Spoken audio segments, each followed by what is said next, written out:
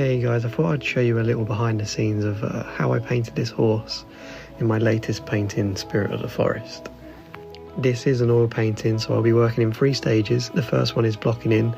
So at the moment, as you can see, I'm just blocking in all the colours, not worrying about details, just putting in the right colours and the right values in the right areas.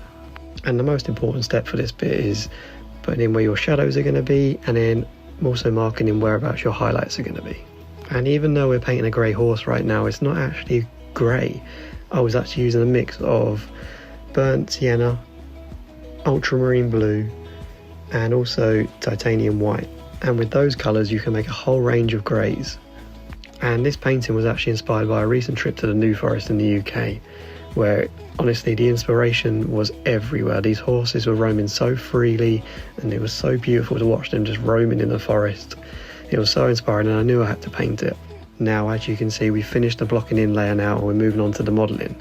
This is basically starting to sculpt the horse. We are literally putting in the shadows again and the highlights. It's just a repeat of the first step, but we're using a bit more paint and we're making those shadows a little bit more darker and the highlights a little bit more lighter, but not using our tonal best till the very last step.